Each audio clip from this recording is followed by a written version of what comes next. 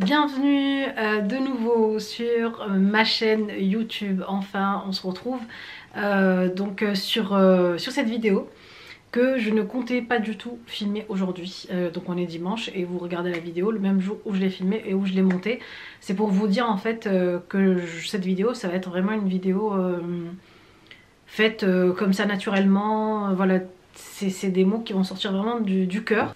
Vous allez écouter un peu mon histoire et savoir pourquoi j'étais absente ces derniers temps, donc depuis le mois de fin décembre un peu sur YouTube. Ça va faire maintenant 3 mois, 2 mois et demi, 2 mois ou 2 mois et demi, ouais, 2 mois et demi absente sur YouTube. Je sais que beaucoup d'entre vous se sont inquiétés, beaucoup m'ont envoyé des messages, beaucoup se sont posé des questions et ont essayé de savoir ce qu'il en était. Et aujourd'hui donc je vais vous parler de mon histoire, ce qui m'est arrivé. Non pas que je veuille étaler ma vie, ni ma vie privée, ni voilà, c'est pas des choses dont je parle habituellement et vous le savez, sur tout ce qui se passe dans mon couple ou dans ma famille, etc. Mais je me suis dit que cette vidéo pourrait aider pas mal de personnes, pas mal de femmes surtout, parce que moi quand je me suis retrouvée dans ce problème, cette difficulté, j'ai eu besoin d'avoir des témoignages d'autres femmes pour comprendre ce qui m'arrivait.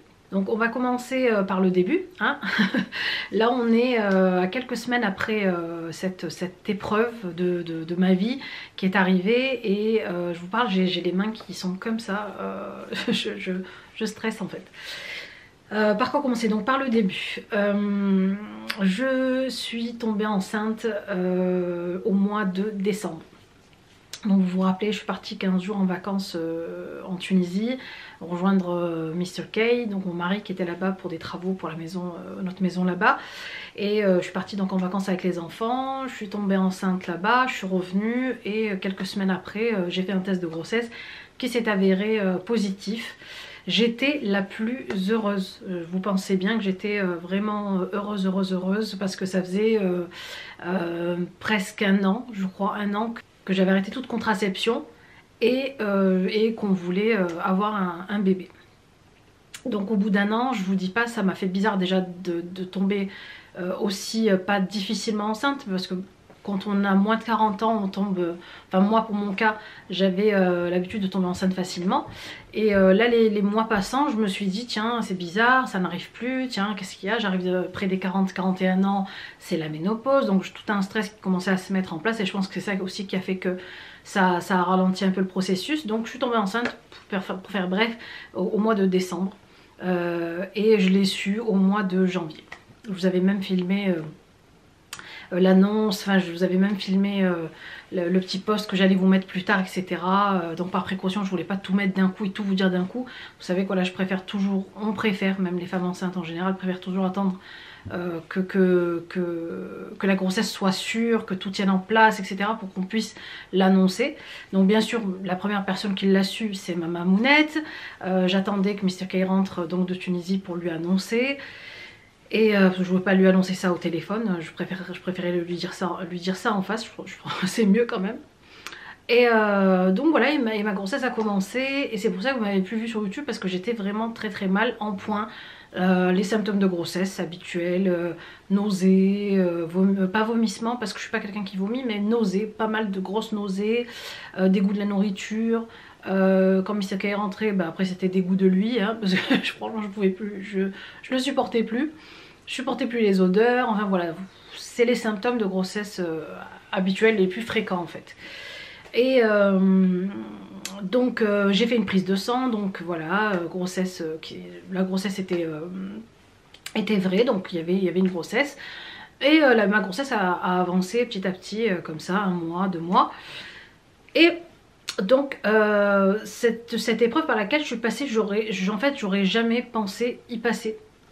En fait on pense que c'est les autres, c'est chez les autres que ça arrive, c'est aux autres que ça arrive. Voilà, et je m'étais jamais vraiment très renseignée sur le sujet, sur ce sujet là en fait, si vous voulez. Enfin bref, et donc j'appelle l'hôpital pour le début de suivi. Donc on prend les rendez-vous et je prends des rendez-vous donc tous les débuts de mois pour j'avais prévu jusqu'au mois de juin je crois. Comment ça s'est passé en fait?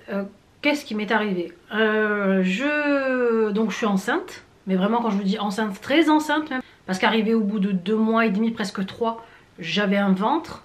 J'avais vraiment, voilà, j'avais le bump, le baby bump, hein. Je commençais à voir un peu le bout du tunnel parce que les symptômes commençaient à partir. C'est pour ça que vous n'avez pas vu de vidéo. J'avais une très très grosse fatigue, mais vraiment grosse fatigue. Là, je me suis rendu compte que les grossesses d'avant 40 ans, 30 ans, 25, 30 ans, ce n'étaient pas du tout les mêmes. Pour ma part, personnellement, hein, j'ai trouvé que celle-ci était beaucoup plus fatigante. Donc c'était ma 4e grossesse, pour celles qui ne savent pas que j'ai déjà 3 enfants. Ma 4e grossesse. Donc, je n'ai jamais eu de problème ni de fertilité, ni de grossesse, ni de problème pendant mes grossesses. Grossesse parfaite, voilà, juste que voilà, à la fin c'était des césariennes, donc j'ai eu 3 césariennes, mais bon, ça c'était pas du tout au fait au déroulement de la grossesse, c'était surtout que voilà, mon col ne s'ouvrait pas et que il fallait donc me césariser, c'est ça. Donc je continue donc ma grossesse. Et les symptômes commencent en fait à se faire de moins en moins. Je me suis dit, bah voilà, ça y est, j'arrive au bout des 3 mois. Je vais entamer donc mon 4e mois. Et c'est pour ça que mes symptômes commençaient un peu à disparaître et à s'amoindrir en fait. Et donc je vous disais, je me suis pas plus inquiétée que ça. Je me suis pas plus inquiétée que ça. À ce moment-là, en fait, j'ai commencé à m'inquiéter. Pas m'inquiéter vraiment, mais j'avais un pressentiment. Alors je sais pas si c'est une intuition, un pressentiment que quelque chose n'allait pas, ou est-ce que cette grossesse allait tenir. Je sais pas pourquoi, habituellement j'ai en aucun cas cette pensée en aucun cas j'ai eu cette pensée pendant mes autres grossesses. Cette grossesse là, du fait que peut-être voilà, j'avais 41 ans, je me suis dit est-ce que ça va être bon, est-ce que... Donc le suivi que j'ai demandé donc, avec l'hôpital, on m'a donné mes rendez-vous. À cause du Covid, j'ai pas eu donc le droit d'avoir un rendez-vous, si vous voulez, un rendez-vous de datation, donc une échographie de datation. Donc je suis restée comme ça, si vous voulez, à pas vraiment réaliser que j'étais enceinte, parce que j'avais les tests, j'avais la prise de sang, etc. Mais pas vraiment réaliser que je l'étais, tant que j'avais pas encore vu mon ventre pousser, etc. Les symptômes me disaient oui, ben voilà, je le suis, etc. Et donc ma première écho, donc ma T1, était pour le mois de mars, pour le 10 mars. C'est des souvenirs qui remontent là et qui sont durs à se rappeler en fait. J'étais tellement contente d'être enceinte, les enfants étaient tellement contents, tellement heureux. Il me donnait, si vous voulez, il me donnait les petits, il me disait tiens maman, je te donne un bout de mon biscuit pour que le bébé puisse manger. Voilà, des mots comme ça qui font chaud au cœur, qui font plaisir.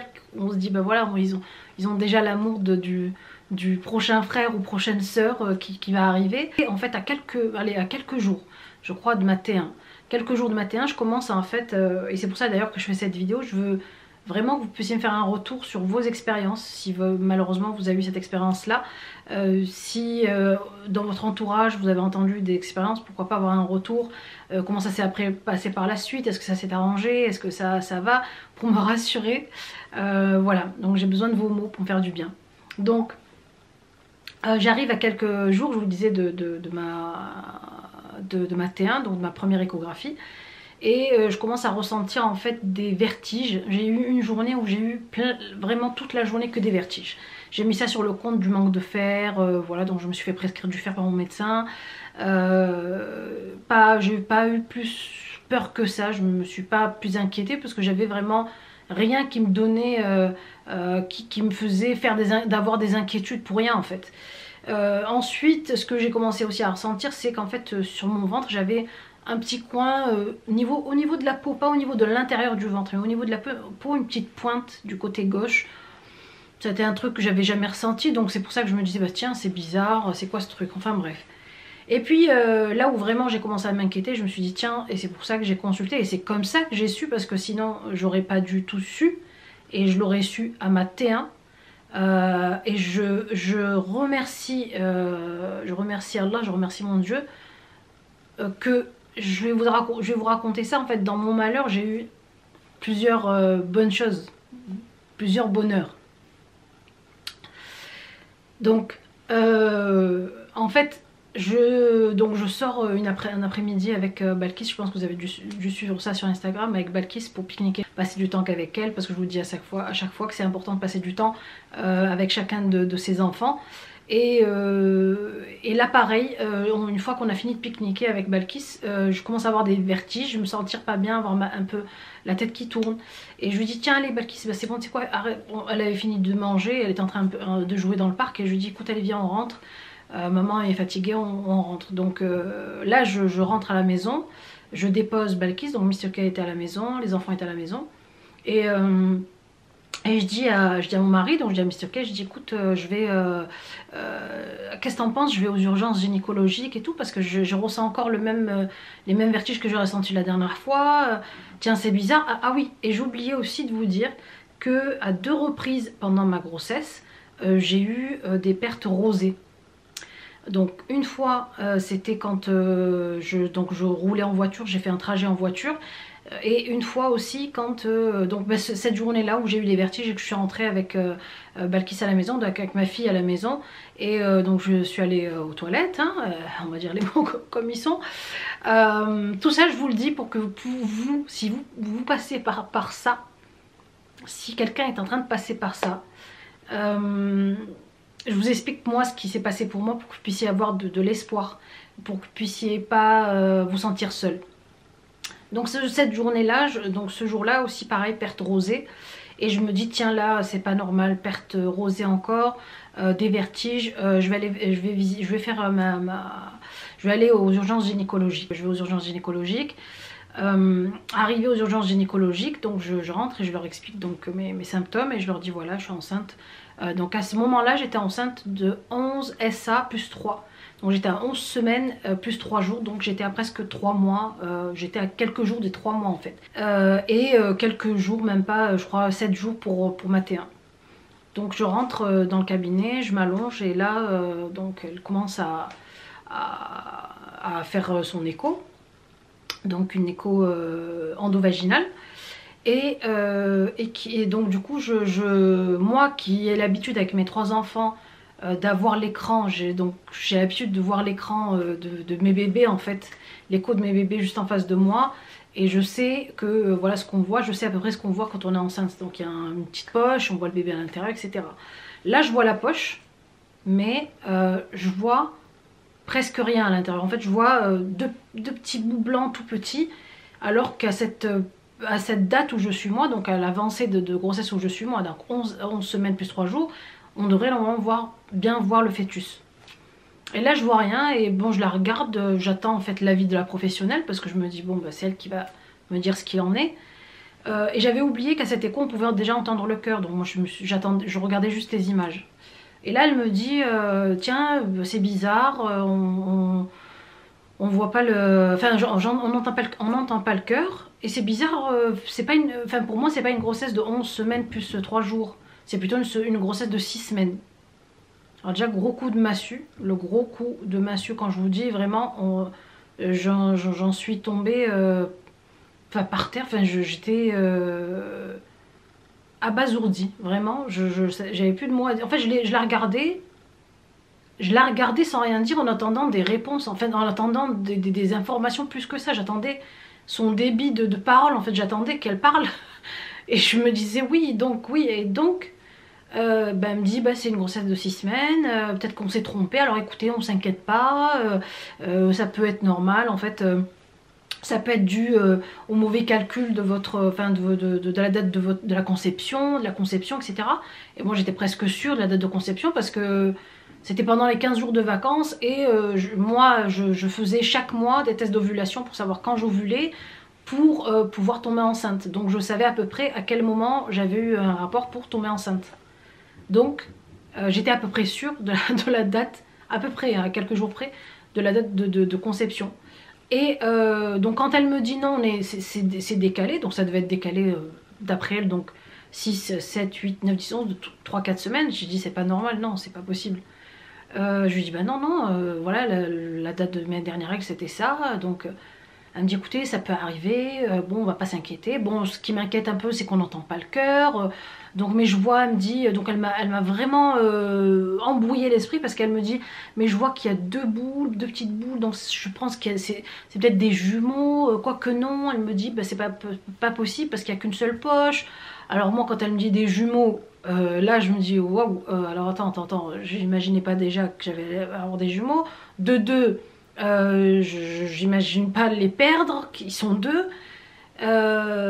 Et après elle me dit écoutez on voit mal, enfin on voit pas, mais vous inquiétez pas trop, vous savez on a des grossesses comme ça qui repartent, même après un écho comme ça qui repartent, plusieurs patients sont venus, donc moi elle m'a mis l'espoir en fait, elle m'a mis l'espoir, mais elle m'a mis un espoir, mais l'espoir au fond je l'avais pas vraiment en fait, je me disais ouais, peut-être que ça va repartir, mais en fait, au fond de moi, je sentais qu'il y avait un truc.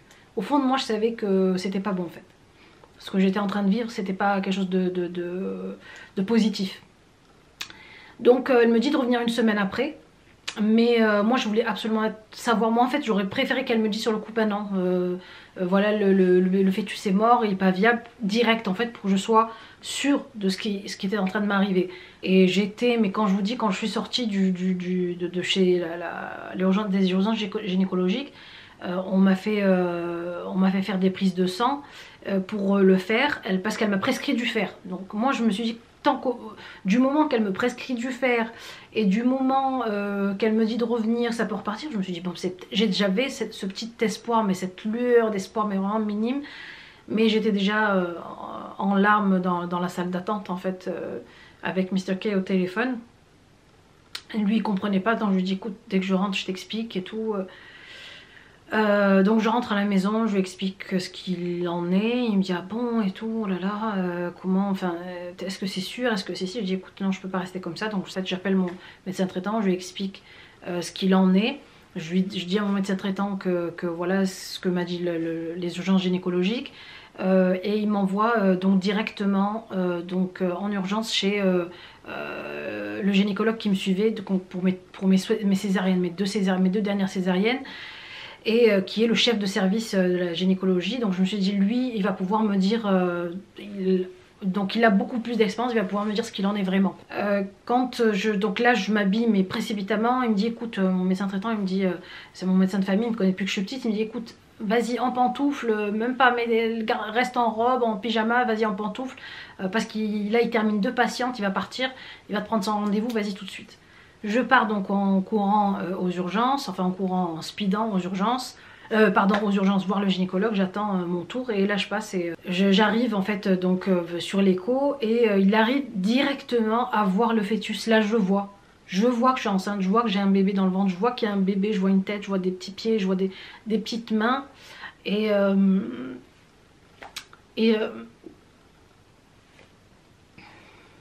je me suis posé la question de est-ce que j'étais prête à faire cette vidéo. Mais bon. Bref. Alhamdoulilah. Je vous disais donc... et là il me dit non. Non, j'entends rien. Je n'entends rien. Alors là je le regarde. En fait je prenais ces mots comme en fait si vous voulez on disait à une petite fille... En fait, j'ai écouté ces mots comme si c'était une grande personne et que moi j'étais une petite fille. Je disais oui, oui, oui, d'accord, d'accord, d'accord, d'accord. En fait, j'écoutais ce qu'il était en train de me dire sans le couper en fait. Je voulais vraiment tout écouter. Et donc il me dit non, ben non, le cœur s'est arrêté, la grossesse s'est arrêtée. Et en fait, je pose la question et je lui demande ben, ça s'est arrêté quand, comment, enfin, pourquoi, comment. Et il me dit écoutez, il n'y a pas de raison. Et donc il me dit, pardon, hein, désolé, cette petite pause larme. Il me dit ben il n'y a pas de raison, ça arrive à pas mal de femmes, à beaucoup de femmes. Et il me dit que la grossesse se serait arrêtée il y a 3 semaines. Donc quand j'ai fait mon calcul, en fait là, ma grossesse est arrêtée à 2 mois. Voilà, j'étais enceinte de 2 mois, donc de 8 semaines et passé presque 9 semaines. À presque 9 semaines de grossesse. Alors, ben écoutez, comment on prend la nouvelle, on la prend comme on peut. Comme on peut, comme on y arrive, comment on arrive à gérer, moi je l'ai prise, j'ai pas pleuré sur le coup, j'ai pas, non, j'étais, en fait je m'en rendais pas compte, je réalisais pas, j'ai réalisé pas et il a sorti les petits papiers, les petites échos où on voyait le bébé, où on voyait mon bébé, et je voulais trop lui dire, est-ce que c'est possible d'avoir une petite image en fait, une petite écho. Mais après j'ai pas osé, j'ai dit non mais c'est bon, laisse tomber, il va te dire non mais ça madame, non, ou enfin j'ai pas osé quoi, je suis sortie. Donc je sors, je rentre à la maison, donc dépitée, là je pleure en fait, quand je rentre chez moi vraiment je me mets à pleurer, je m'isole dans ma chambre, je pleure, Mr. K heureusement qu'il était là. Qui me rassure, qui me dit écoute t'inquiète pas, c'est Dieu qui a voulu ça, c'est Allah qui l'a voulu, on peut rien faire contre cette décision, etc. etc. Et qu'il fallait que je garde la foi, il fallait que je sois forte. Le plus dur en fait pour moi c'était de l'annoncer à mes enfants. Je vous jure c'était ça le plus dur. Pas l'annoncer à ma mère ou quoi, ma mère elle est déjà passée par là 2 fois. Donc bon je savais ce qu'elle avait passé. Et j'imaginais en fait. Parce qu'elle a perdu un bébé à 6 mois, je me suis dit mais mince, wow, comment elle a passé ça? Et je me disais donc quoi, comment elle a fait pour passer ça quoi. Donc, mais le plus dur c'était franchement de l'annoncer à mes enfants. Je l'ai annoncé donc aux enfants, une fois que je me suis arrêtée de pleurer, que j'ai commencé, je voulais vraiment tout de suite l'annoncer en fait. Je voulais pas attendre, pas en fait qu'ils continuent à espérer qu'ils allaient avoir un petit frère, une petite soeur, etc. Donc je leur annonce, ma mère elle me dit mais non t'aurais pas dû leur dire, j'ai dit non non je veux absolument qu'ils connaissent la vérité, qu'ils sachent et qu'ils puissent eux aussi faire leur deuil de leur petit frère ou leur petite soeur quoi. Et donc du coup voilà je leur annonce. Donc Balkis elle se met à pleurer, pareil Nargis, Souleyman il a compris sans vraiment comprendre, il est encore petit donc il a 4 ans mais il avait du mal à réaliser, il me disait mais maman il est toujours dans ton ventre, j'ai dit oui il est toujours dans mon ventre, bah alors c'est qu'il est vivant, j'ai dit mais non il est dans mon ventre mais il est plus vivant, il est mort, son cœur il s'est arrêté de battre et je vous assure que cette sensation je crois que c'est la plus bizarre des sensations, de se savoir encore enceinte, de savoir que son bébé est encore dans son ventre, mais que son cœur ne bat pas, qu'il est mort en fait. De porter en fait la mort, c'est ça. De porter la mort en soi, c'est ça. Je sais qu'il y a des cas encore plus durs, et c'est ça qui me fait que Alors, ce qui me fait tenir, c'est ma foi, c'est ma religion, je me dis, si c'est arrivé, c'est parce que Dieu l'a décidé. Si c'est arrivé, c'est bien pour une raison que c'est arrivé. Comme m'a dit le médecin, c'est arrivé parce que la nature est bien faite, parce que le corps ne garde pas un bébé, un fœtus qui n'est pas viable, qui aurait grandi avec des difficultés ou même des dysfonctionnements, handicapés, des handicaps, etc. Donc la nature fait bien les choses. Quand une grossesse ne doit pas être viable, elle s'arrête. Et ne peut pas être viable, en fait, elle s'arrête. C'est ça qui me fait tenir, c'est me dire que si c'est arrivé c'est pour quelque chose, si Dieu a décidé ça c'est pour quelque chose et c'est pas pour rien. Et je me dis voilà, il faut que je l'accepte. Alors j'ai eu du mal quelques jours, franchement j'ai eu du mal, j'ai pas arrêté de pleurer, je me suis pas retenue de pleurer mais voilà, Mr. K lui il me disait mais c'est bon tu sais, alors je dis écoute s'il te plaît, il me disait mais c'est bon, ne t'attriste pas trop, de trop non plus. J'ai dit mais s'il te plaît laisse-moi le temps, juste le temps de quelques jours d'être triste, quelques jours. Juste laisse-moi le temps. Et ça m'a pris, je crois j'ai pleuré 2-3 jours.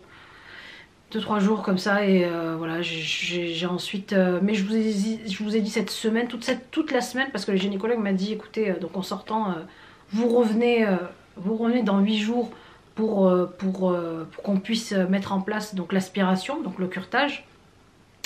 Parce qu'il m'avait dit de choisir, est-ce que vous préférez choisir les médicaments, donc la façon médicamenteuse ou la façon donc si vous voulez opératoire, si vous voulez donc à l'hôpital sous anesthésie générale, on vous fait l'aspiration, donc on aspire le bébé et tout ce qui va avec la poche, ou par médicament chez vous. J'ai dit mais c'est quoi la différence? Il me dit écoutez, bah, c'est où vous saignez chez vous beaucoup et c'est chez vous, ou en fait c'est ici à l'hôpital. Et j'ai décidé, je lui ai dit non, non, mais je préfère le faire à l'hôpital, comme ça au moins je suis sous contrôle des médecins. J'avais peur de le faire à la maison, j'ai dit si je le fais à la maison, que ça se passe mal, si je m'arrive une hémorragie, je dois revenir encore à l'hôpital, donc non, je préfère le faire. Même si j'y allais, franchement, je freinais des cas de fer pour pas la faire cette anesthésie générale, j'en ai jamais fait et je souhaite jamais en faire, hein, mais j'avais peur de l'anesthésie générale, pas de l'aspiration en elle-même, mais plus de l'anesthésie générale, je sais pas pourquoi d'ailleurs. Et donc toute cette semaine, donc de samedi, je suis allée chez le gynécologue qui m'annonce que vraiment le cœur est arrêté, et donc je devais revenir le lundi prochain, le lundi pour un dernier contrôle. Je sais pas d'ailleurs pourquoi, il me dit dernier contrôle, comme ça on est sûr qu'on n'enlève pas quelque chose de viable, etc. Et mercredi, vous entrez au bloc opératoire pour qu'on puisse lui faire l'aspiration. Alors, les premiers jours, j'ai commencé à avoir des... Alors, c'est bizarre, mais le cerveau, comment il est... comment la nature est faite. Subhanallah, c'est fou parce que du moment où on m'a dit, voilà Asma, madame, votre bébé est mort, enfin votre fœtus, son cœur s'est arrêté, à ce moment-là, je crois que mon corps a réalisé que voilà, il fallait que ça sorte en fait. Et le premier jour, les quelques premiers jours, j'ai commencé à avoir des tout petits saignements, mais tout petits, pas énormes, un genre de début de règles, lundi, mardi, mercredi, jeudi, et vendredi. Je me décide de faire un grand ménage. Quand je dis un grand ménage, c'est frotter. J'étais en train de frotter le sol de ma cuisine à quatre pattes, à faire comme si de rien n'était, à faire comme si j'étais pas enceinte. Je me suis dit c'est bon, allez, il faut que ça sorte, et j'espérais tellement que ça arrive naturellement chez moi. Je me disais mon Dieu, j'espère que je vais pouvoir faire la fausse couche naturellement. Vous imaginez, espérer faire une fausse couche, espérer que ce bébé sorte de vous, espérer, c'est tellement tellement dur à imaginer, enfin, c'est tellement dur à vivre quoi. Je me disais allez c'est bon, j'ai frotté le sol, j'ai frotté, je me dis bon maintenant de toute façon il est mort, il faut bien qu'il sorte, voilà, moi je voulais juste passer à autre chose, je voulais vraiment que mon corps se vide en fait, que mon ventre soit vide. On m'a dit qu'il était mort, donc il fallait qu'il sorte quoi. Voilà, donc et comme je vous disais, dans mon malheur, j'ai eu un bonheur, en fait j'ai eu heureusement cette facilité là. C'est que le lendemain matin, je me lève, donc le lendemain de ce ménage là, ce grand ménage, je me lève le matin samedi, et samedi matin, et donc c'était le 6 mars, voilà le 6 mars.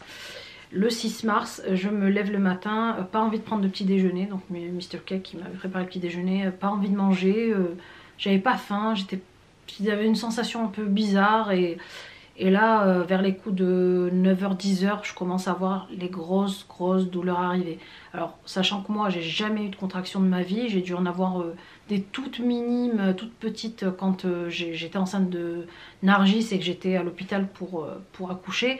Et là on m'avait mis directement sous péridurale, donc après j'ai plus rien ressenti, donc je connais pas ce que c'est que des grosses contractions d'accouchement quoi. Et là je commence quand je vous dis à avoir mal, mais une douleur atroce, des crampes, des contractions de malade, j'ai douillé, franchement j'ai douillé, j'étais vraiment pas bien, presque à m'évanouir, à crier, donc j'appelle ma mère rapidement, je lui dis maman ça y est c'est en train d'arriver, j'ai trop mal, j'en peux plus, mais comment et tout. Toute ma famille qui est au courant que ça y est je suis en train de faire une fausse couche, mon frère qui me dit mais va aux urgences, pourquoi tu restes ici, et moi je voulais pas, je lui dis j'ai pas envie d'y aller, j'ai pas envie qu'on fasse une aspiration, j'ai pas envie, c'est bon, là c'est en train d'arriver naturellement. Et là je le laisse, je lui dis écoute c'est bon, laisse-moi, je raccroche. Mr. Cake était là en train de me masser le bas du dos, je te fais quoi, je te ramène quoi, le pauvre il était vraiment, il savait pas en fait, il se sentait impuissant de pas pouvoir m'aider plus que ça. Tu veux un Doliprane? Je lui dis non, je veux pas de Doliprane, je veux rien, je veux pas de médicaments, c'est bon, j'ai trop mal. Alors je tapais du poing sur tout ce que je pouvais, après ça passait, ça revenait, enfin c'était affreux. Et là je vois du sang. J'étais entre ma salle de bain et les toilettes, mon lit, ma salle de bain, les toilettes, surtout la salle de bain et les toilettes. Et aux toilettes, excusez-moi du détail, mais il faut bien que je vous explique, j'entends un gros plouf dans les toilettes. Et là, ce que j'ai fait, je sais qu'il y a pas mal de mamans qui l'ont fait aussi, je plonge mes mains dans les toilettes. Et j'ai encore cette image où je sors en fait la poche qui contenait mon bébé, mais la poche, en fait dans la poche il n'y avait rien. Il n'était pas là. Je me suis dit, j'avais en fait cette hantise de tirer la chasse sur mon bébé, en fait de tirer la chasse d'eau dans les toilettes. J'avais cette hantise j'avais pas envie de tirer sur lui et qu'il soit que mon bébé, que mon fœtus, une partie de moi et de mon mari aille avec toutes les autres saletés dans les égouts, quoi. Franchement, j'avais pas, et j'ai été rassurée quand j'ai vu que là-dedans il n'y avait rien. Je me suis dit bon, c'est bon, il est pas tombé là, il est pas tombé là. J'étais rassurée. Entre temps, pas sûre que c'était pas tombé. Enfin, mais vraiment dans un état, j'étais dans une autre dimension. Là, moi, je suis quelqu'un qui craint des fois.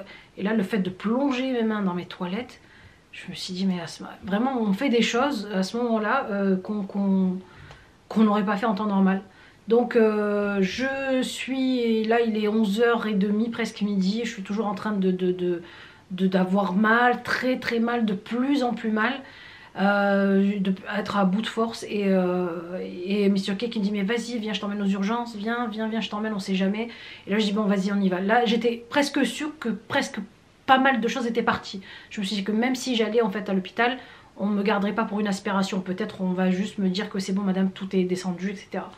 Arrivée donc aux urgences gynécologiques, encore une fois, donc elle me dit, donc ça saigne toujours, là je suis allongée, mais je sens que, voilà, je m'excuse même presque de lui dire, excusez, désolée, ça coule beaucoup dans votre cabinet. Ah, elle me disait, mais madame, ne vous inquiétez pas, c'est normal, donc ça coule. Et elle me dit, il y a presque plus rien, il y a encore un petit truc, un petit caillot, je vois encore un petit caillot, je veux l'enlever, mais moi je lui dis non, mais j'avais tellement mal à cette partie, mal au col, que quand elle commence à entrer sa pince là pour nettoyer avec son, comment on appelle ça, la petite palingette, qu'on appelle ça, la compresse, je craignais, j'étais crispée, je me dis mais madame doucement s'il vous plaît, non, je lui disais mais non, c'est bon, enlevez-vous. Et elle me dit bon d'accord, elle s'enlève, et puis après elle revient parce qu'elle voulait vraiment l'enlever, ce caillot, et donc là elle l'essuie et elle sort donc ce fameux caillot où il y avait en fait mon fœtus. Et je me suis dit ouf, il n'est pas allé dans les toilettes, ouf, il est là, je le vois, je voyais pas vraiment ce qu'il était parce qu'ils l'ont mis dans une petite bouteille à faire analyser, mais on m'a dit voilà, il est là, c'est là-dedans. Donc je me suis dit voilà, tant mieux, au moins ça ira avec des déchets voilà, un peu plus propres, on va dire, à l'hôpital. Et on envoie en fait donc ce petit fœtus avec ce caillot en fait en analyse. Moi pareil, on fait des analyses à côté pour voir voilà, s'il n'y avait pas d'anomalie dans mon sang, enfin quoi que ce soit. Donc tout était nickel côté prise de sang. On m'a dit ouais, vos prises de sang sont bien. Donc on me met dans une pièce qui n'est ni une chambre ni un bureau, donc je sais pas, il y avait des cartons. Alors ça c'est pareil, je me suis dit tiens, on a cette sensation d'être ni en fait vraiment une maman qui a accouché, ni pas une patiente, ni, enfin je sais pas. Donc j'étais dans une chambre. En fait ça vous montre à quel point les fausses couches c'est pas encore, enfin comment vous dire, c'est pas question que c'est pas pris au sérieux, c'est pris au sérieux, mais ouais, c'est pas vraiment un bébé que t'as perdu, c'est pas, voilà, donc on va te mettre là, donc je vous disais, il y avait des cartons entassés de produits, donc de stockage. C'était une pièce où stocker, mais une pièce où il y avait quand même un lit et des ustensiles pour des prises de sang, donc je comprenais pas trop la pièce où j'étais. Il y avait, c'était marqué je crois, local médical, enfin un truc comme ça sur la porte. Même que Mr. K a eu du mal à trouver d'ailleurs la porte quand il est venu me chercher. Et donc on m'a gardé là à peu près une heure et demie. Pareil, il y avait encore, j'avais beaucoup moins de sang quand même qui coulait à ce moment-là, donc c'était positif. Et elle revient me dire bah écoutez, tout va bien niveau sanguin. Elle n'était pas très loquace en fait, donc il fallait vraiment, en fait elle répondait exactement à mes questions. Et donc je demande oui alors est-ce que, enfin les analyses, vous me donnez des résultats quand, enfin vous me donnez les résultats quand, vous me répondez quand de ce qu'il en est. Ah ben écoutez, d'ici 2-3 jours, s'il y a quelque chose on vous appelle. Ah d'accord. Ah mais est-ce que, enfin combien de temps je vais saigner après?